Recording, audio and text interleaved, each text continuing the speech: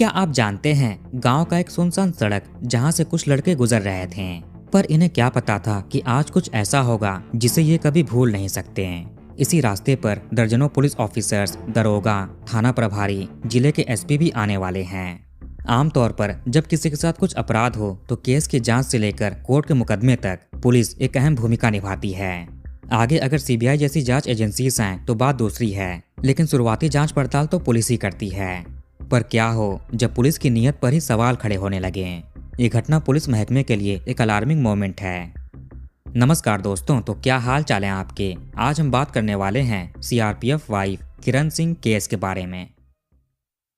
इस घटना की शुरुआत होती है उत्तर प्रदेश के महोबा जिले के कबरई थाना क्षेत्र से। यह मकरबई करके एक छोटा सा गांव पड़ता है, पर यह कोई मामूली विलेज नहीं है। यहाँ पर 12वीं सेंचुरी का एक प्राचीन मंदिर विद्यमान है जो आर्कियोलॉजिकल सर्वे ऑफ इंडिया द्वारा प्रोटेक्टेड मॉन्यूमेंट है। तो इसी मकरबई नामक गांव में 30 साल की एक महिला रहा करती थी, किरण सिंह उर्फ काजल। साथ में इनका परिवार भी रहता। ये लोग आर्थिक रूप से उतने संपन्न नहीं थे, फिर भी मिडिल क्लास परिवार था। किरण की शादी हो चुकी है। इनका ससुराल हमीरपुर जिले के लालपुर इलाके में है। इनके पति विनोद कुमार सिंह सीआरपीएफ में कांस्टेबल के पद पर अपनी सेवा देते हैं। विनोद और किरण की शादी 22 फरवरी 2023 को हुई थी, जो कि अरेंज मैरिज थी। परिवार ने शादी में किसी भी चीज की कमी नहीं रखी, धूमधाम से विवाह कराया। किरण अपने ससुराल चली गईं।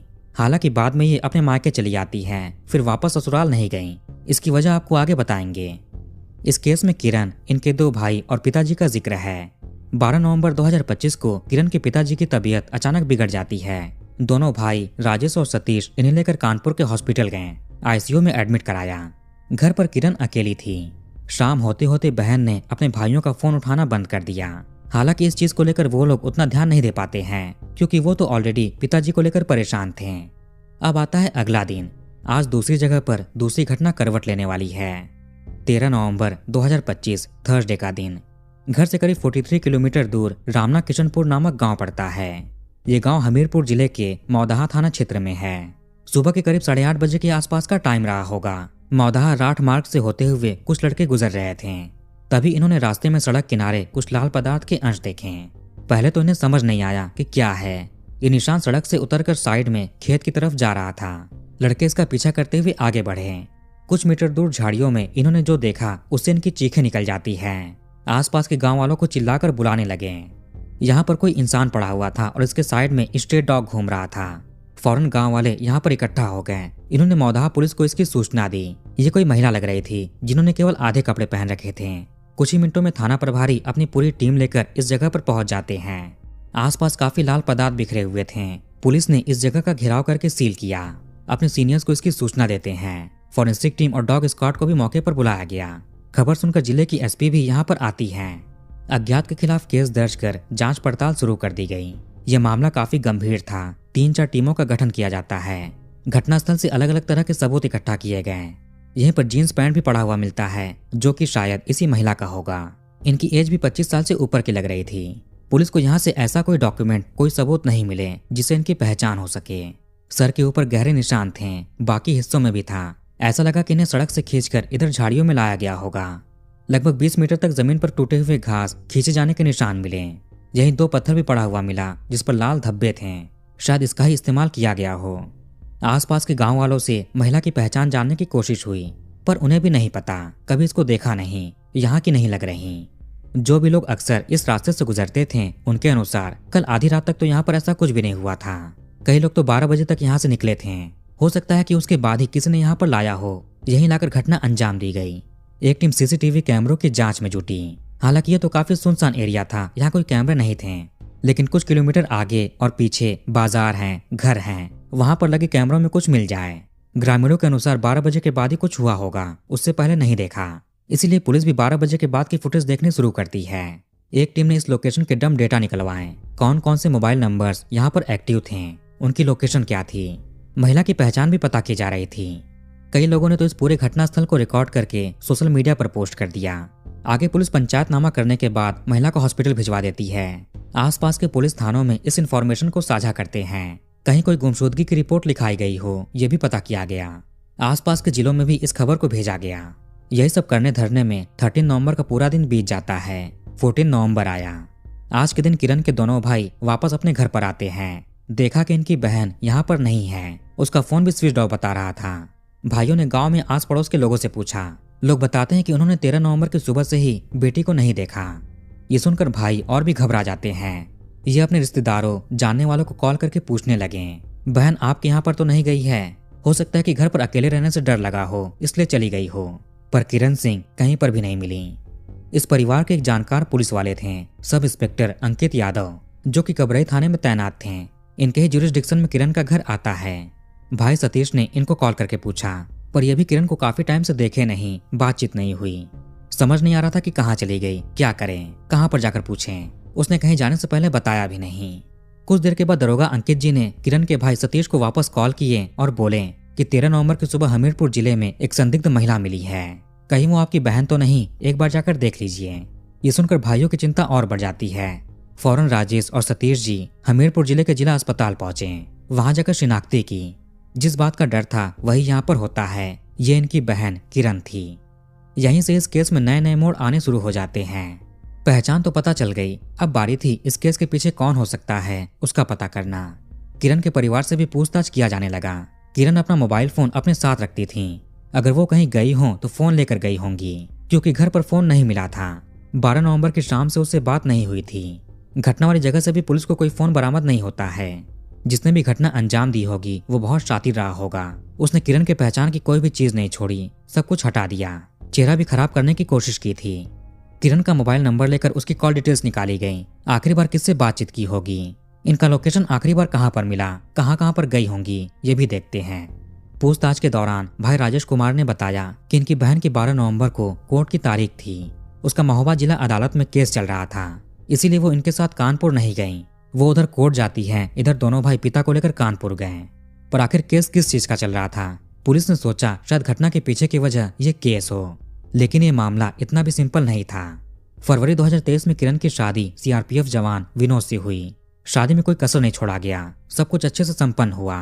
किरण के पिताजी मीडिया में बताते हैं कि शादी के 1 साल तक सब कुछ ठीक रहता है, लेकिन फिर बेटी के ससुराल वाले 2 लाख रुपए कैश और एक ब्रेजा गाड़ी की डिमांड करने लगे। इनकी बेटी को काफी परेशान करते हैं। मीडिया रिपोर्ट्स के अनुसार किरण मां बनने वाली थी, लेकिन जून 2024 में ससुराल वालों ने रुकवा दिया। वो लोग दहेज के लिए बेटी को परेशान करते हैं, उसको ताने देते हैं। विनोद तो उस पर हाथ भी उठाने लगा था। वो सरकारी नौकरी में है, लेकिन बहू कुछ भी लेकर नहीं आई। उसके रिश्तेदार ऐसी बातें करते हैं जिससे परिवार को शर्मिंदगी महसूस होती और वो दहेज का दबाव देते हैं। अगस्त 2024 में ससुराल वालों ने बेटी को कोई पदार्थ पिलाने की भी कोशिश की, जो शायद कोई जहरीला केमिकल था। उसकी तबीयत काफी खराब हो जाती है। उनका परेशान करना हद से ज्यादा हो चुका था, इसलिए बेटी मायके चली आई। दिसंबर 2024 में कबरई थाने में किरण ने अपने पति, सास, देवर, 2 ननद और ननद के पतियों के खिलाफ दहेज का केस दर्ज कराया। यही नहीं, आगे 2025 में अपने देवर के ऊपर गलत हरकत करने की कोशिश का भी आरोप लगाती है और केस दर्ज कराया। कंप्लेंट रजिस्टर होने के बाद एक दरोगा जी इस केस की जांच पड़ताल में जुट जाते हैं। कुछ महीने इन्होंने इन्वेस्टिगेशन किया, पर परिवार को उनके काम से संतुष्टि नहीं मिलती है, जिसके बाद दूसरे ऑफिसर को ये काम सौंपा गया। ये ऑफिसर कोई और नहीं बल्कि कबरई थाने के एसआई अंकित यादव थे। ये केस को अपने हाथ में लेते हैं। फिर केस की सुनवाई कोर्ट में शुरू हुई, जिसमें तारीख आने पर किरण जाती थी। ये सब जानने के बाद हमीरपुर पुलिस की टीम उस सीआरपीएफ जवान विनोद कुमार के घर पर गई। परिवार से पूछताछ किया जाता है। ये लोग संदेह के घेरे में आ चुके थे, लेकिन इन लोगों ने सभी इल्जामों से नकार दिया। इनकी कभी किरण से बातचीत नहीं होती, उससे दूर ही रहते हैं, कहीं कोई और इल्जाम लगाकर केस न कर दे। पति विनोद जी के अनुसार बिहार में इलेक्शन चल रहा था, इनकी ड्यूटी वहां पर थी। इनके पास घर पर बात करने का भी टाइम नहीं था। घटना के समय भी ये अपनी ड्यूटी में बिजी थे, फिर एक कैसे केस में शामिल हो सकते हैं। पुलिस विनोद की भी लोकेशन, कॉल डिटेल्स सब कुछ निकलवाती है। साथ में इनके भाई संजय, जिस पर किरण ने गलत हरकत करने का आरोप लगाया था, इनकी भी डिटेल निकाली गई। लेकिन इन लोगों का इस केस में कोई हाथ नहीं दिखता है। हो सकता है कि सच बोल रहे हों। अलग अलग तरह से ससुराल वालों की जांच पड़ताल की गई, पर इनके खिलाफ कोई भी एविडेंस नहीं मिला। ससुराल वाले मीडिया में बताते हैं कि ये सीधे साधे और सिंपल लोग हैं। इन्होंने कभी भी बहू के सामने कोई मांग नहीं रखी, चाहे तो पूरे गांव में हमारे स्वभाव के बारे में पूछ लीजिए। लेकिन फिर बहू और ससुराल के लोगों में किस बात का मनमुटाव था? मीडिया के अनुसार विनोद और इनके परिवार ने कहा कि शादी के बाद इनको पता चलता है कि किरण सोशल मीडिया पर वीडियोस बनाती है, काफी एक्टिव रहती है। उसको आजकल के चलने वाले रील वीडियोस का काफी शौक था। हमेशा फोन में लगी रहती, वीडियोस बनाती। नई नई बहू आई है, गांव के लोग रील्स को देखकर विनोद की हंसी उड़ाते हैं। इससे परिवार को भी शर्म आती। परिवार ने बहू को समझाया कि अभी नई नई आई हो, ऐसे वीडियोस मत बनाओ, बाहर लोग बातें कर रहे हैं। लेकिन जब विनोद बाहर चले जाते हैं तो फिर से वीडियोस बनाती। हालांकि इनके केवल 234 के आसपास फॉलोअर्स हैं, 55 लोगों को फॉलो करती हैं, 272 पोस्ट किए हुए हैं। इन्हें रील वीडियोस का काफी शौक था, भले कोई फॉलो न करे लेकिन बनाती थी। फिल्मी गानों पर लिप सिंक करती। इसी वजह से परिवार का इनसे झगड़ा होता। वो कहते कि यहाँ पर रहना है तो ये सब मत करो, अपने मायके जाकर बनाओ। फिर किरण अपने मायके चली गई और दहेज का केस कर दिया। सारी जांच पड़ताल करने के बाद पुलिस ससुराल वालों को क्लीन चिट दे देती है। उधर टीमें छानबीन में लगी हुई थीं। 2 डॉक्टर्स के पैनल ने पोस्टमार्टम किया। उसके बाद 15 नवंबर को घर वालों को सौंप दिया जाता है। पोस्टमार्टम रिपोर्ट के अनुसार चेहरे के लेफ्ट साइड में काफी चोटें लगी थीं। सर पर भी भारी चीज का यूज हुआ था। गले के आसपास भी निशान पाए गए। शरीर में और भी जगहों पर पिटाई के निशान मिले। पुलिस ने कुछ सैंपल्स लेकर लैब भिजवा दिए। कोई गलत काम भी किया गया हो इसकी पुष्टि के लिए डीएनए सैंपल भी लिया गया। घटना वाली जगह पर जो मिट्टी थी उसके नमूनों को भी लैब भेजा गया। बदमाश का कोई बायोलॉजिकल एविडेंस मिल जाए। उधर सीसीटीवी की जांच कर रही टीम को कैमरों में एक संदिग्ध कार दिखाई दी। ये सफेद कलर की मारुति सुजुकी थी। रात के 114 पर घटना वाले रास्ते पर दिखती है। ये कैमरा महोबा वाले रास्ते पर रामना गांव से कुछ किलोमीटर पहले लगा था। फिर 149 पर यह कार वापस आते हुए दिखाई दी। लगभग 34 से 35 मिनट तक ये गाड़ी रामना गांव की तरफ थी। जिन जिन रास्ते से ये गुजरी पुलिस ने वहां के कैमरे देखे। ये वापस लौटने के बाद मुस्कारा जाकर एक पेट्रोल पंप पर फ्यूल भरवाती है। पेट्रोल पंप से पता चला कि 700 रुपए का तेल भरवाया गया था। फिर गाड़ी चली गई। पुलिस ने इस गाड़ी का रजिस्ट्रेशन नंबर से ओनर का पता किया। ये देवेंद्र कुमार नामक आदमी का था जो कि कबरई का रहने वाला है, यानी किरण के इलाके का। पुलिस इनके पास गई, पूछताछ किया। इन्होंने जो बताया उसने पुलिस को भी हैरान कर दिया। बोला कि 12 नवंबर की शाम दरोगा अंकित यादव इनके पास आए और शादी में जाने की बात कहकर गाड़ी अपने साथ ले गए। तब से ही गाड़ी उनके पास थी। इन्हें नहीं पता कि रामना गांव की तरफ इनकी कार कैसे गई, कौन ले गया। सब इंस्पेक्टर अंकित यादव वही हैं जो किरण के दहेज वाले केस की जांच कर रहे थे। किरण की कॉल डिटेल में भी अंकित के ढेर सारे रिकॉर्ड्स पाए गए। एक दिन में 10-12 बार कॉल होते थे। मीडिया के अनुसार कभी कभी एक दिन में 100 से 150 बार भी कॉल हुआ। अब एक पुलिस ऑफिसर केस की जांच कर रहा है। केस से जुड़े हुए लोगों से बात करना तो नॉर्मल है, पर इतने सारे कॉल्स क्यों?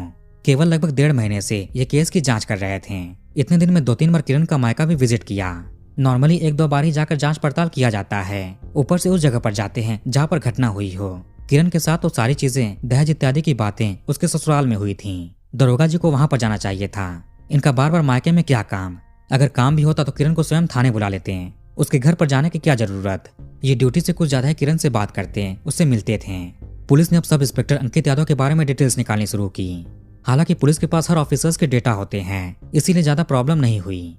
अंकित यादव मूल रूप से रायबरेली के मोहम्मद मऊ नामक गाँव का रहने वाला है। इनके पिता राजकुमार यादव भी दरोगा हैं और वाराणसी में ड्यूटी करते हैं। अंकित यादव 2023 बैच का सब इंस्पेक्टर है। इसकी मार्च 2024 में पहली बार पुलिस लाइन में तैनाती हुई। उसके बाद महोबकंट और कबरई थाने में पोस्टेड था कुछ महीने। करंट टाइम में महोबा के सीओ पीएससी ऑफिस में अटैच है। पुलिस लाइन के पास सरकारी क्वार्टर में फिलहाल रह रहा था।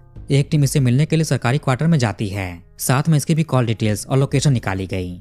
पता चला कि ये आदमी अपने क्वार्टर पर नहीं है और 14 नवंबर की शाम से इसका फोन भी बंद है। पुलिस ने इसके पुस्तैनी गांव में पता कराया, लेकिन वहां से भी इसका परिवार गायब। घर पर ताला लगा था। पता चला कि परिवार प्रयागराज में है। 15 नवंबर की शाम तक किरण की फैमिली ने अपनी बेटी का अंतिम संस्कार कर दिया। 16 नवंबर की सुबह में अंकित यादव अपने सरकारी क्वार्टर आया। पुलिस इसका ही इंतजार कर रही थी। इसको पकड़ा जाता है और पुलिस स्टेशन ले जाकर पूछताछ करते हैं। थोड़े बहुत सवाल के बाद ये आदमी स्वीकार कर लेता है कि उस घटना के पीछे इसका ही हाथ था। पुलिस और मीडिया के अनुसार अंकित यादव और किरण सिंह दोनों एक दूसरे से प्रेम करने लगे थे। अंकित किरण के दहेज के केस की जांच करते करते उसके करीब गया था। कथित तौर पर मीडिया में बताया कि किरण ही इसके करीब आने की कोशिश कर रही थी। चूंकि उसके केस की जांच कर रहा था तो उसके घर पर भी पूछताछ करने, स्टेटमेंट रिकॉर्ड करने के लिए जाना पड़ता। किरण इसका मोबाइल नंबर ले लेती है और बार बार कॉल करने लगी। अब इसमें कितनी सच्चाई होगी इसकी पुष्टि के लिए किरण तो नहीं है। कथित तौर पर अंकित उसको मना करता है कि ड्यूटी के अलावा और कोई बात नहीं करनी, लेकिन वो दबाव बनाती थी। दिन में 10-12 बार कॉल करती। अगर सच में ऐसा था तो अंकित अपने सीनियर्स को इसके बारे में शिकायत करता, किरण के परिवार को बताता, पर इसने ऐसा क्यों नहीं किया। बार बार उसके कॉल करने से ये परेशान हो गया और नंबर को ब्लैक लिस्ट कर दिया। फिर लड़की दूसरे नंबर से कॉल करती। वैसे ये दोनों गाड़ी किराए पर लेकर घूमने के लिए भी जाते थे, बाहर खाना खाते हैं, लॉन्ग ड्राइव पर जाते हैं। किरण के भाई राजेश ने बताया कि घटना से पहले बहन थोड़ी परेशान थी। उसको अपने भविष्य को लेकर चिंता हो रही थी, आगे क्या करेगी। उसने ये भी कहा कि वो एसआई से बातचीत करती है। अंकित यादव भी कथित तौर पर किरण की काफी ज्यादा पैरवी करता था। ये केस जल्द से जल्द कोर्ट में जाना चाहिए, इसकी भी कोशिश की। वकीलों से इसकी दोस्ती थी, जज के आसपास रहने वालों से भी जान पहचान थी। अपने सोर्सेस लगाता कि जल्द ही मुकदमा शुरू हो। अपनी ड्यूटी से एक्स्ट्रा काम कर रहा था किरण के लिए। किरण भी इन चीजों से इम्प्रेस होती और बात करती। इनका रिश्ता आगे बढ़ता गया। ये वीडियो कॉल पर भी बातें करते हैं। किरण ने वीडियो कॉल की रिकॉर्डिंग करके भी फोन में रखा था। वो इस पर शादी करने का दबाव देती। बात काफी आगे बढ़ चुकी थी। ये सब केवल 1.5 महीने में ही चल रहा है। अंकित ने बताया कि काफी परेशान हो चुका था, उससे पीछा कैसे छुड़ाए। वैसे किरण के घर वालों को भी अफेयर के बारे में कोई भनक नहीं थी। अंकित के अनुसार जब भी ये उससे दूर जाने की कोशिश करता तो वो केस करने की बात को लेकर डराती थी। 2020 में उसने बांदा के किसी बैंक कर्मी पर गलत काम का इल्जाम लगाकर केस किया था। 2024 में पति और उसके परिवार पर दहेज का केस किया। 2025 में अपने देवर पर केस किया गलत काम का इल्जाम लगाकर। ऐसे ही तुम पर भी केस कर देगी, फिर तुम्हारी भी नौकरी चली जाएगी। इसने बताया कि 11 नवंबर को किरण कॉल करके लॉन्ग ड्राइव पर चलने की बात करती है। अंकित ने सोचा कि सब कुछ इसी बहाने क्लियर करके अलग हो जाएगा। 12 नवंबर की शाम को इसने अपने जानकार देवेंद्र से उसकी कार मांगी। झूठ बोला कि शादी में जाना है। फिर एक किरण को कार में बैठाकर अपने साथ ले गया। घूमता फिरता है। रास्ते में घूमने के दौरान दोनों में वापस झगड़े होने लगे। रामना गांव के पास किरण ने कार रुकवाई। किसी मीडिया रिपोर्ट में पानी पीने के लिए तो कहीं पर टॉयलेट के लिए। जब ये कार से बाहर निकली तो पीछे से अंकित भी निकला। अंकित अपने साथ एक रॉड भी लेकर आया था। ये उसके सर पर कई बार चलाता है। वो बचने का प्रयास करती है, लेकिन ये तो पुलिस वाला है, स्ट्रांग आदमी है। इसने उस पर काबू पा लिया। उसके गले पर हाथ रखकर कहानी समाप्त की। फिर आसपास पड़े पत्थर से चेहरा खराब करने की कोशिश की। इसके बाद ये उसको सड़क से खींचकर किनारे झाड़ी में ले गया। इसी में ही महिला ने जो जींस पहना था वो निकल जाता है, पर इसमें भी पुलिस को डाउट है कि ये ले जाते हुए निकला था या फिर जानबूझकर निकाला गया। लेकिन पुलिस को जैसे एविडेंस मिले, टूटी हुई घास, उसके हालात, उसे लेकर जाने के दौरान निकलना मान रहे हैं। फिर 20 मिनटों तक ये आदमी वहीं पर बैठा रहा। ये महिला के फोन को भी अलग अलग करके पास के झाड़ी में फेंकता है। इसके बाद अपने हाथों को अपने टी शर्ट में पोंछा। टी शर्ट को भी झाड़ी में फेंक दिया। सड़क के किनारे पर छींटे थे। जब ये कार को बैक कर रहा था तो टायर में लग गया। फॉरेंसिक टीम को गाड़ी के टायर से भी लाल पदार्थ के अंश मिलते हैं। घटना अंजाम देने के बाद ये महोबा के लिए निकला। मुस्करा के पेट्रोल पंप पर रुककर 700 रुपए का तेल भरवाया। भोर में अपने क्वार्टर पहुंचा। सुबह हुआ तो गाड़ी के ओनर को कॉल किया कि गाड़ी ले जाओ, पर वो कॉल उठाते नहीं है। फिर अपनी ड्यूटी पर चला जाता है। 14 नवंबर को घर आने के बाद किरण के भाई ने जब कॉल करके इसे पूछा बहन के बारे में तो इसने अनजान होने की एक्टिंग की। फिर कुछ देर के बाद स्वयं ही कॉल करके बताता है कि अनजान महिला संदिग्ध हाल में मिली है हमीरपुर जिले में, एक बार जाकर पहचान कीजिए। उस टाइम तक ये खबर न्यूज मीडिया में आ चुकी थी। पकड़े जाने के डर से इसी 14 नवंबर की शाम से अंकित ने अपना फोन बंद कर दिया और गायब हो गया। लेकिन जब इस 16 नवंबर की सुबह अपने सामान लेने के लिए क्वार्टर पर आया तो पुलिस पकड़ लेती है। किरण के भाई राजेश तो मीडिया के सामने ही रोने लगे थे। इन्होंने आरोप लगाया कि इस घटना के पीछे उस दरोगा के साथ साथ किरण के पति का भी हाथ है। दोनों ने मिलकर इस घटना को अंजाम दिया है। पहले भी दोनों इस केस को रफा दफा करने की कोशिश कर चुके हैं। महोबा के एसपी ने बताया कि हमीरपुर से रिपोर्ट आते ही अंकित को तुरंत सस्पेंड कर दिया गया। विभागीय कार्रवाई भी की जाएगी साथ में। पुलिस ने किरण के फोन की आखिरी लोकेशन, अंकित की लोकेशन, दोनों के कॉल रिकॉर्ड्स, इनका अक्सर बातचीत करना, घंटों घंटों फोन पर लगे रहना, कार की गतिविधियां, इसके साथ साथ और भी टेक्निकल जांच ने इस केस को सॉल्व कर दिया। पुलिस ने अंकित की निशानदेही पर वो लोहे की रॉड, किरण का मोबाइल फोन, वो टी शर्ट, कार, सब कुछ कब्जे में लिया। अंकित ने स्वयं भी मीडिया से बात की जिसमें इसने सारा इल्जाम किरण पर लगाया कि वही इसके पीछे पड़ी हुई थी, करीब आने का दबाव देती वरना झूठे केस में फंसा देगी। दोनों में कई दिनों से तनाव था। कुछ दिन पहले किरण ने अपने भाई से एसआई अंकित के बारे में बताया कि उससे बात करती है, अच्छी दोस्ती है। किरण शादीशुदा थी लेकिन पति से अलग रहती। दहेज का केस चल रहा था। उधर अंकित की अभी शादी नहीं हुई थी, नई नई नौकरी लगी है। अगर ये केस में दोषी पाया गया तो नौकरी चली जाएगी। फिलहाल ये पुलिस की हिरासत में है, जेल चला गया। तो वीडियो के पर खत्म करते हैं। आप कमेंट करके अपनी राय बताइए। इस वीडियो को लाइक और शेयर जरूर करिए और हमारे चैनल को सब्सक्राइब करके बेल आइकन ऑन कर लीजिए। मिलते हैं नेक्स्ट वीडियो में। धन्यवाद।